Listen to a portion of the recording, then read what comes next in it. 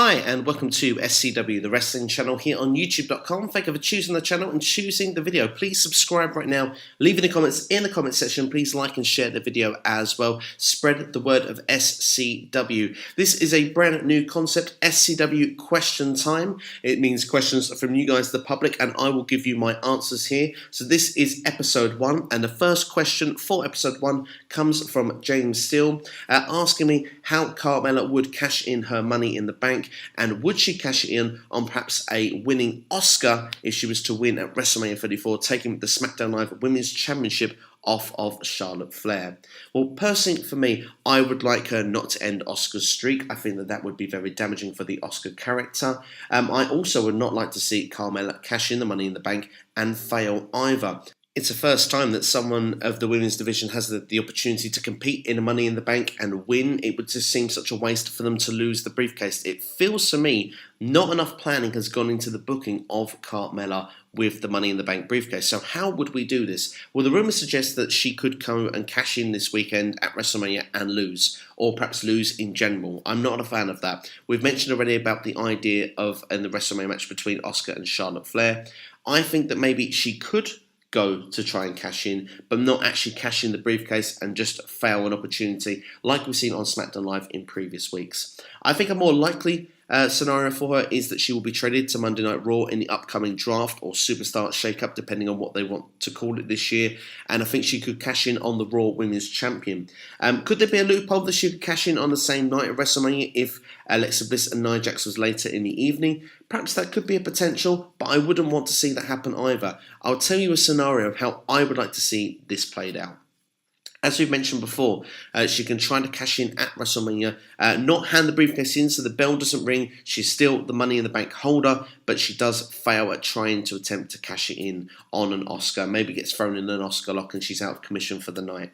The next night on Raw, she gets reminded, well, Money in the Bank is going to come up this year again, and if you haven't cashed in that briefcase, well, you lose your opportunity of cashing in and having a championship opportunity. You'll have to do the whole thing again.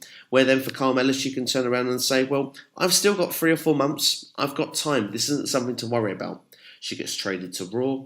And of course, the clock keeps ticking. The champion is not finding themselves weak at any point. Therefore, she's finding herself not a good opportunity to cash the briefcase in. Time starts to run out. And I think that would be a new and compelling story. Could you imagine the Money in the Bank briefcase not being cashed in until Money in the Bank, the pay-per-view this year, or perhaps the Raw before Money in the Bank, a point where Carmella is almost forced to cash in the briefcase even if she's not ready. I think it would make a dramatic part of that briefcase. It would be something new for the Money in the Bank briefcase. Most holders cash in, within a couple of months of getting the briefcase, some even on the same night. I think the longest we've had to wait is about 9 or 10 months. I think Edge actually, is the longest holder of the Money in the Bank briefcase when he won it at WrestleMania 21, going all the way to the next January. So I think that's around the longest time. But I certainly think it would be something new, something exciting, and would be fresh television, because it's not easy to come up with new and exciting TV for Money in the Bank, because we've seen the concept done now for well over a decade,